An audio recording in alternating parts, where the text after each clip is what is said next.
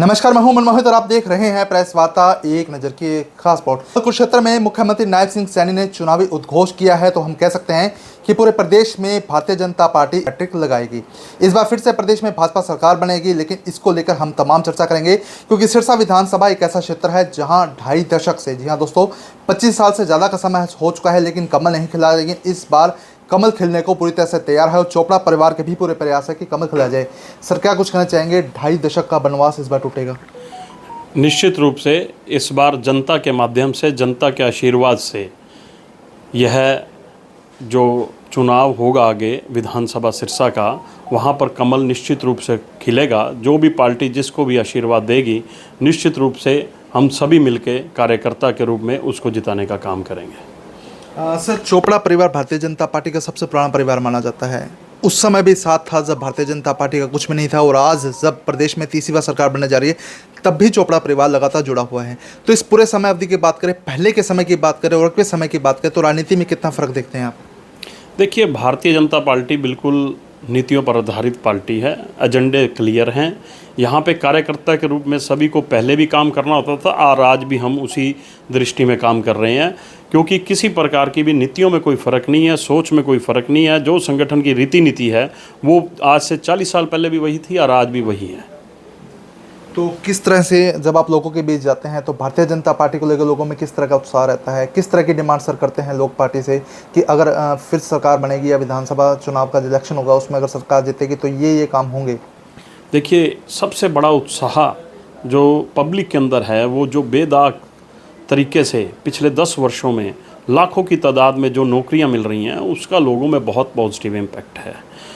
लोग हमेशा ये कहते भी हैं, कई ये भी कहते हैं हम अपनी मेहनत से लगे हैं, मगर वो साथ में ये भी कहते हैं कि ये व्यवस्था आज से पहले किसी ने हमें नहीं दी। ये व्यवस्था यदि ईमानदारी से नौकरियां बांटने की हुई है तो वो भारतीय जनता पार्टी ने दी है। जी। तो किस तरह के सर प्रयास रहेंगे? लगातार लोगों के बीच आप जा रहे हैं, असल कौन सी ऐसी समस्या है जो आप मानते हैं कि ये विधानसभा सत्र में उठनी चाहिए, पूरी होनी चाहिए? लोग आपसे भी बहुत सारी उम्मीदें मान के चल रहे हैं, कैसे उम्मीदों को खरा उतरेंगे आप, पूरा करेंगे? देखिए, मेरी एक अभी पीछे मुख्यमंत्री जी, माननीय मुख्यमंत्री जी भी आए थे, उनको भी मैंने कहा था और इस बात पे भी चर्चा चल रही है कि हमारे क्षेत्र में एक सबसे बड़ी समस्या है नशे की, और उसको हमें तुरंत प्रभाव से रोकना चाहिए उसके लिए, क्योंकि सिरसा एक ऐसा ज़िला है जो 3 स्टेटों के दायरे में घिरा हुआ है।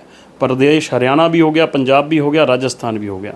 तो यहाँ पे यदि नशे को रोकना है तो यहाँ पे एक स्पेशल टास्क फोर्स लगानी पड़ेगी, जिसका काम सिर्फ और सिर्फ नशे के काम करना है और उससे किसी चीज़ का मतलब नहीं है। और हमें ऐसी पूरी उम्मीद है कि माननीय मुख्यमंत्री जी इस तरह की कोई ना कोई टास्क फोर्स बनाकर सबसे बड़ा प्रहार नशे के ऊपर करेंगे, जिससे यहाँ के युवा भी हमारे बचेंगे, यहाँ पे जितने हमारे परिवार हैं वो भी इससे बचेंगे। ऐसा एक सोच है कि सबसे पहला यदि कोई काम है तो वो ये काम होना चाहिए, क्योंकि वैसे ये बात मैं आज कह रहा हूँ आपको, ये निश्चित रूप से है कि हमारी सरकार भी 10 साल से लगातार उस पर प्रयास है। मैं ये भी नहीं कहता कि पूर्व की सरकारें इस पर प्रयास नहीं कर रही होंगी, क्योंकि ये एक ऐसा काम है, ये कोई राजनीतिक मुद्दा नहीं है।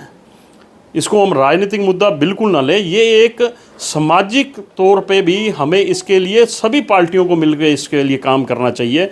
और यदि कोई किसी प्रकार का कहीं प्लेटफार्म मिलता है तो हम इस बात को ज़रूर रखेंगे। सर, जब चुनाव आते हैं तो नए लोगों की ज्वाइनिंग हो जाती है, पुराने कार्यकर्ता फिर नाराज़ हो जाते हैं। अगर बात की जाए तो हर बार का ये सिस्टम रहा है, चाहे आप लोकसभा चुनाव की बात कीजिए, चाहे विधानसभा चुनाव की बात कीजिए, कि जो किसी अन्य पार्टी से शामिल होते हैं या जो किसी पार्टी को ढूंढ रहे होते हैं उसमें शामिल होते हैं, तो ऐसे लोगों को टिकट देते कार्यकर्ता बड़े नाराज़ रहते हैं। इस बार अगर मैं सिरसा विधानसभा की बात करूँ तो बहुत कार्यकर्ताओं से मेरी खुद की भी बातचीत हुई, तो वो अमन चोपड़ा को एक्सपेक्टेड चेहरा मान के चल रहे हैं। और पिछली बार भी जब चुनाव की बात आई थी तो अमन अपनो, लोगों ने आपको टैगलाइन दिया था कि अपनो अमन। क्या मान के चले सर 2024 के चुनाव में क्या रणनीति रहेगी?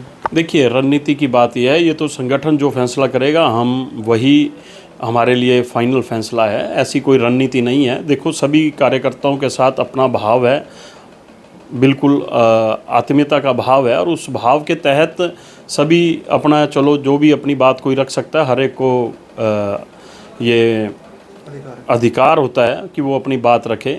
तो मेरा तो एक ही निश्चित है कि हम सब से आत्मीयता भाव से मिलते हैं, और आने वाले समय में कमल का फूल सिरसा में खिलना चाहिए। इसके लिए सभी कार्यकर्ताओं को एकजुट कर भी रहे हैं और हो भी रहे हैं, और सभी के माध्यम से कमल का फूल खिलाने का काम करेंगे। तो मान के चले कि चोपड़ा की पूरी पूरी फौज इस बार ढाई दशक का वनवास तोड़ के रहेगी।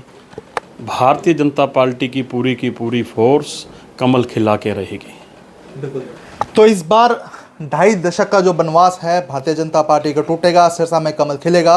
हालांकि लोग एक्सपेक्ट करें कि अमन चोपड़ा मैदान में उतरें, क्योंकि पिछली बार जब टैगलाइन दिया गया था अमन अपना, तो इस बार भी लोग एक्सपेक्ट कर रहे थे। लेकिन वही बात है, चोपड़ा परिवार का कहना है कि हम भारतीय जनता पार्टी के सिपाही हैं, पार्टी जिस तरह की जिम्मेदारी लगाएंगे उसका ही निर्वहन करेंगे और पार्टी जिस तरह की जिम्मेदारी सौंपेंगे उसके अकॉर्डिंग ही चलेंगे।